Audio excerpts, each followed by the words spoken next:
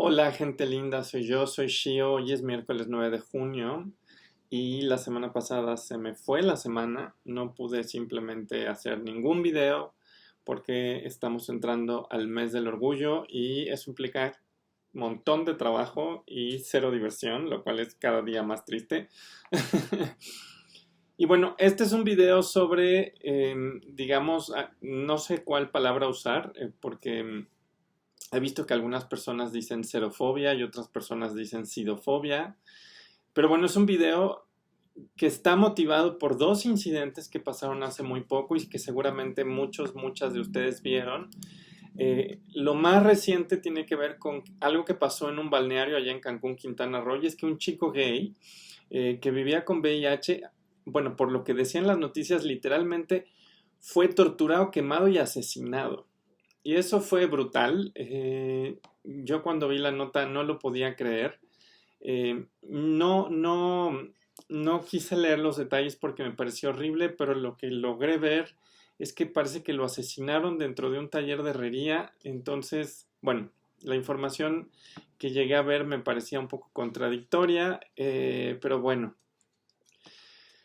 Pasó eso, que es un incidente horrible que está mostrando que por supuesto la una parte importante de nuestra población ve a las personas que viven con VIH como una amenaza. Y lo que vimos con eso es que están dispuestos a cometer prácticas de tortura y de una violencia terrible contra personas que viven con VIH. Pasó esa nota, la otra que pasó más o menos hace unos 6 días, eh, es que un hombre aquí en Ciudad de México que simplemente nunca le dijo a su novia que vivía con VIH, pues la novia se entera, lo denuncia y es arrestado. Es arrestado aquí en Ciudad de México. Salen a protestar, por supuesto.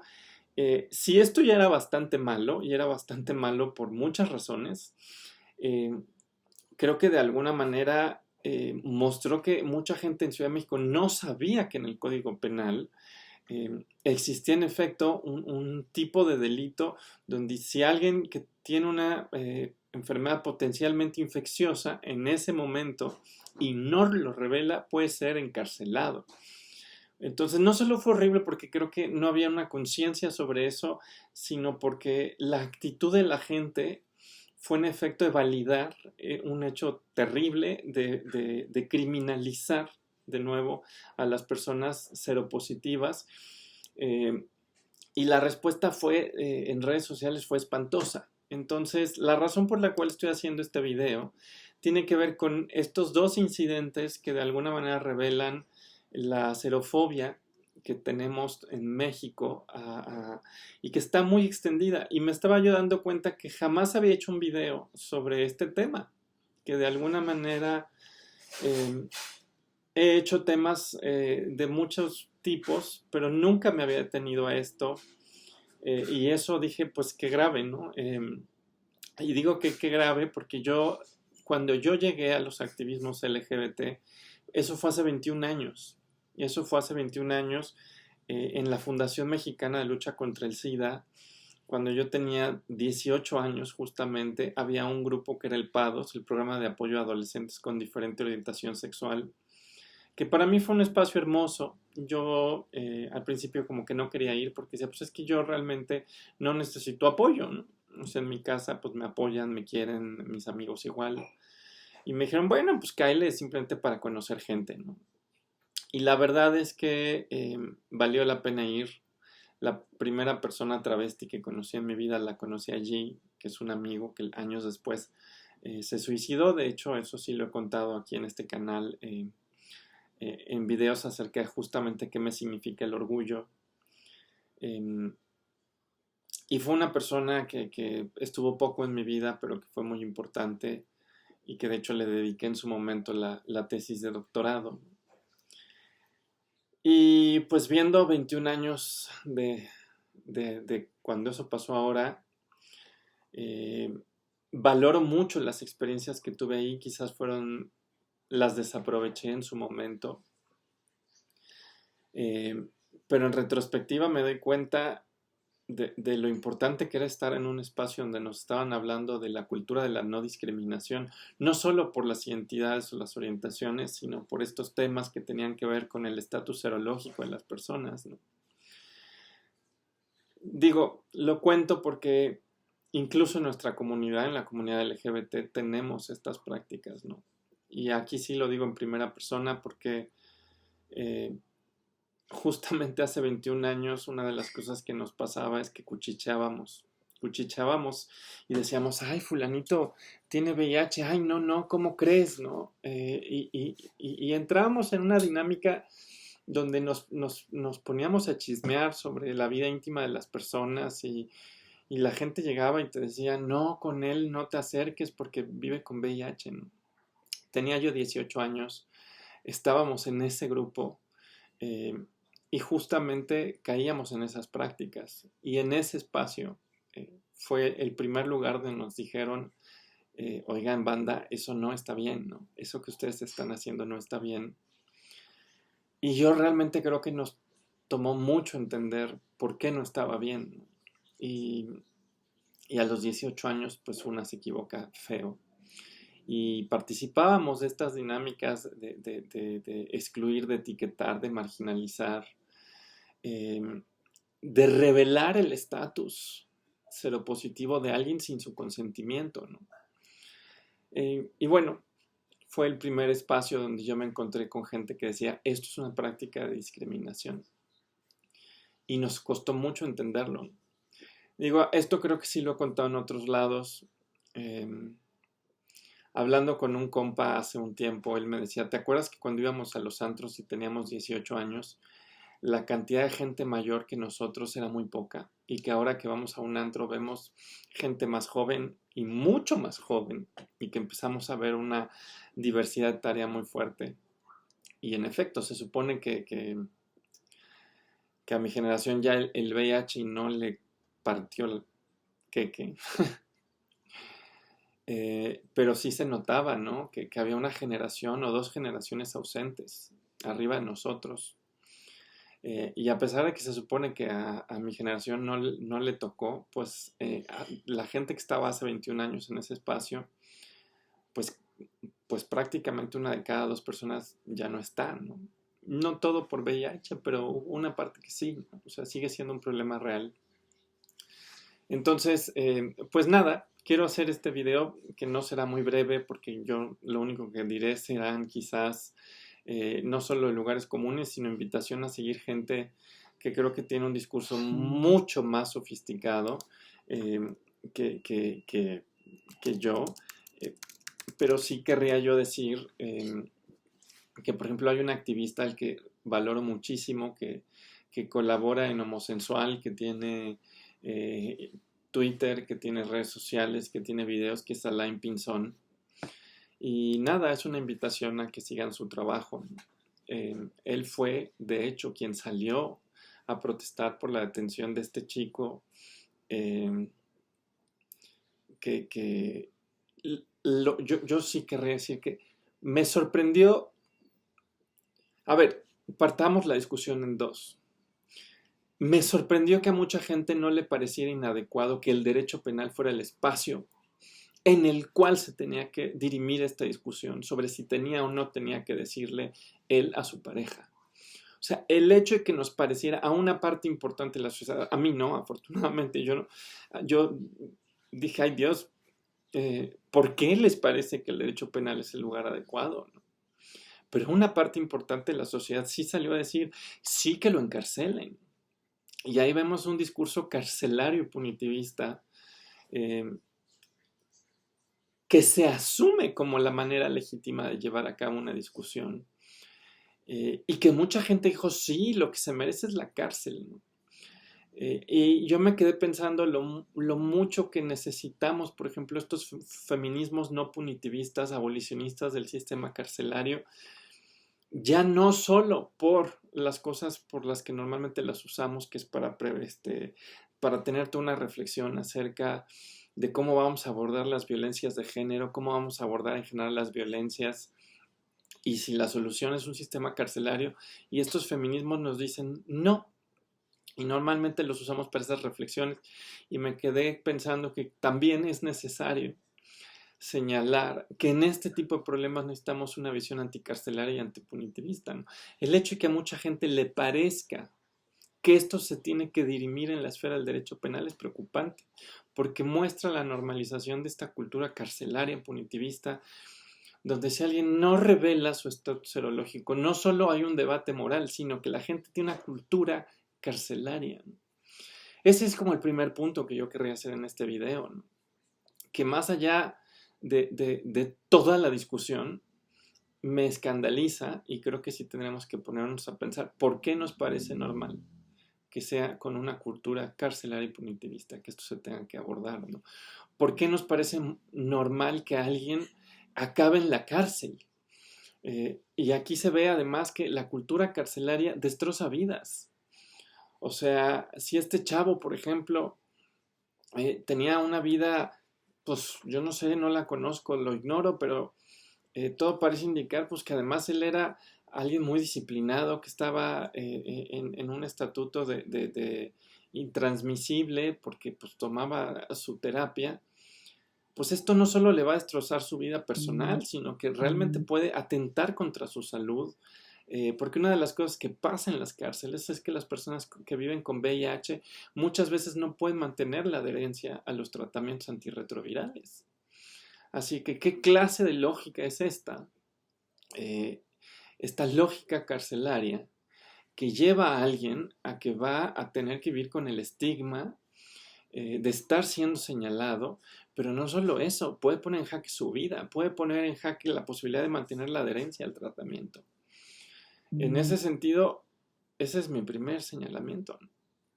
La cultura carcelaria no funciona y la gente que vive en prisión es de las que enfrenta mayores problemas para mantener la adherencia a los tratamientos, ¿no? De nuevo, no soy experta en este tema, hay un montón de gente que seguir en redes, Miguel Corral, Baruch, Alain, que trabajan estos temas. De nuevo es una invitación a que los sigan en redes sociales, pero ese es el primer punto de este video. Usemos los feminismos anticarcelarios, abolicionistas del sistema carcelario, antipunitivistas para decir estas discusiones no se pueden encuadrar dentro del derecho penal. Y si queremos hacer una discusión, tengamos en cuenta que toda esta gente que empezó a decir que tenía la obligación moral de revelarle a la novia, no se da cuenta que están alimentando además una cultura de la estigmatización y de la discriminación. Este es un segundo punto. O sea, más allá de si estamos rechazando o no, bueno, yo sí estoy invitando a la gente a que rechacemos el derecho penal y la cultura carcelaria por las razones dichas. Si queremos tener un debate ético, entonces no podemos impulsar una cultura de la discriminación y de la estigmatización. Eso no lo podemos hacer y mucha gente en redes sociales se puso a alimentar una narrativa sidófoba, serofóbica, donde no solo se señala a las personas que de alguna manera ya tienen SIDA, sino a las personas que viven con VIH y que pueden tener, por ejemplo, un estatus de intransmisible y, perdón, un estatus, y eso revela una ignorancia social tremenda, ¿no? Había gente que decía, es que hay mucho que no sabemos, ¿no? Y perdón, hay cosas que sí sabemos, y sabemos, por ejemplo, que alguien que está indetectable en sus niveles de VIH en sangre es una persona que no puede transmitir el virus y la gente no lo sabe y empieza a generar un pánico moral que alimenta una cultura de la discriminación, de la estigmatización y de la persecución.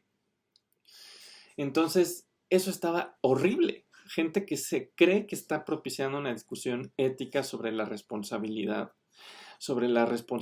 con la pareja, gente que cree que está movilizando ese discurso, no lo está haciendo, no está haciendo una discusión ética. Tú no puedes movilizar una discusión ética si estás alimentando una cultura de la discriminación, de la estigmatización a través de pánicos morales, sustentados sobre la ignorancia, y es lo que pasó. Y de nuevo, ¿a dónde llevan los pánicos morales? Llevan a actos criminales como el que pasó en Cancún. Y el que hayan pasado tan cerca, de nuevo nos recuerda que la ignorancia mata, y que la discriminación y la cultura de la estigmatización generan crímenes de odio. Y eso fue lo que pasó.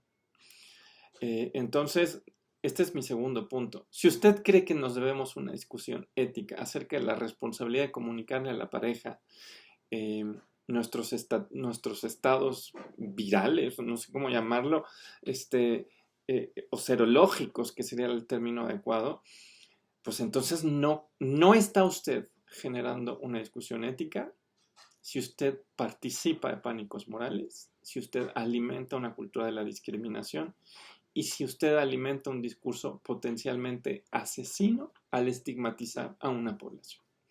Ese es un fracaso, es una falacia de la autocontradicción realizativa, que digas que te importa una discusión ética y que tus actos la socaven. Entremos pues a esa pregunta. ¿Le tenemos que revelar o no a alguien nuestros estados serológicos? A ver, lleguemos a un consenso. Más allá de la respuesta que demos ahí, tenemos que decir, el derecho penal y la cultura carcelaria no va a ser la solución, y la cultura de la discriminación, el estigma y el discurso de odio y los pánicos morales y la ignorancia no son la solución. ¿Cuántos de ustedes llegan y le dicen a alguien, oye, pues yo tengo herpes bucal, antes de dar un beso? Yo a veces no lo he hecho. ¿Cuántos de ustedes llegan y le dicen a alguien, yo tengo virus de papiloma humano? Yo tengo virus de papiloma humano y tengo herpes bucal. Y he de confesar que a veces bueno, pues ahora la Yuli pues, lo sabe porque somos pareja y llevamos un rato y ya se enteró, ¿verdad? Pero no llegas y le das un beso a alguien y le dices, espera antes de que yo... Normalmente lo que haces es que si tú tienes un afta y sabes que puedes contagiar a alguien, pues no besas, ¿no? A veces lo dices, a veces no lo dices. Y con el VPH, pues depende del tipo de práctica sexual, a veces lo dices y a veces no lo dices, ¿no? Y yo sé que a veces nos gana el miedo. Nos gana el miedo de los dos lados. Nos gana el miedo a que nos discriminen. Y perdón, hay gente que me va a decir, sí o no jodas, ¿por qué estás comparando esta experiencia con la del VIH? ¿No? Lo que quiero invitarle a la gente es un poco a que se dé cuenta de que muchas veces no revelamos esas cosas. Y no porque seamos una persona horrible, sino porque a veces nos dominan los miedos, pero a veces también porque decimos, bueno, pues es que yo no conozco a esta persona, esta es una cuestión íntima, esto es una cuestión privada, no tiene por qué saberlo. Y lo que quiero hacer dentro de esta reflexión atropellada, que quizás no es mi mejor reflexión, espero que no sea la peor de todas, es revelar lo mucho que nos gana el miedo. Nos gana el miedo a veces porque no queremos que la otra persona nos diga algo feo, pero también nos gana el miedo de la otra persona. A veces nos ganan las emociones políticas y la otra persona se vuelve una amenaza y la tratamos horrible. Y he de decir, bueno, yo antes de que me diera VPH llegué a caer en esas prácticas y hoy reconozco que era un ataque de pánico, que trataba de disfrazar de una reflexión moral, de ¿por qué no me dijiste? Pero era un ataque de pánico y eso está cañón, ¿no? Entonces lo que les quiero decir a muchas personas que están diciendo que aquí hay una obligación moral es, muchas de esas respuestas vienen del miedo, muchas de esas respuestas vienen del pánico, muchas de esas respuestas vienen de la incomprensión. Y dense cuenta también que esas respuestas lastiman y que la otra gente pues no tiene por qué vivir una vida señalada y miserable. Esto es una reflexión quizás de las peores que he hecho, de las más intuitivas, de las menos sesudas. Creo que hay gente que tiene muchas más cosas que decir. Alain en especial es alguien que de veras invito a que sigan. Pero bueno, lo que quiero decir es, incluso si ustedes creen que la otra persona debe decir algo, a veces quizás eso tampoco es una cosa que venga de una reflexión moral. A veces viene del miedo. Nos está ganando el miedo en nuestro trato con los otros, en esa idea de una alteridad que nos resulta amenazante. Es bien difícil dar un paso atrás y hacer una reflexión genuinamente ética de lo que le debemos a otra persona. Porque también hay que decirlo. Hay una esfera de privacidad donde la pregunta es ¿por qué tengo que revelar un estatus si yo tengo una práctica de cuidado ante el otro y ante mí, donde no necesariamente le tengo que decir porque estoy cuidándome y cuidando a la otra persona a través de mis prácticas? Sé que no le voy a dar, no lo sé, o sea, si, por ejemplo con el BPH, ¿no? Pues sé que voy a tener sexo protegido para no exponer a la otra persona. Y bueno, en algún punto, con la comunicación y la confianza se revelan esas cosas, ¿no? Entonces, no lo sé. Yo quizás es la peor reflexión que he hecho. Lo único que quería decir era simplemente que en lo que pasó en estas últimas semanas se notó un montón de prejuicio, un montón de miedo racionalizado con la excusa de que esto era ética. Y en el 99% de las veces la gente no estaba intentando hacer ninguna reflexión ética. Era el miedo y el prejuicio hablando. Y bueno, pues nos vemos en una semana. Este fue un video extraño porque sí, claramente pues fue más como intuitivo y nada. Espero que por lo menos haya movido algunos engranes en la dirección adecuada y no en la dirección contraria. Nos vemos en una semana. Bye bye.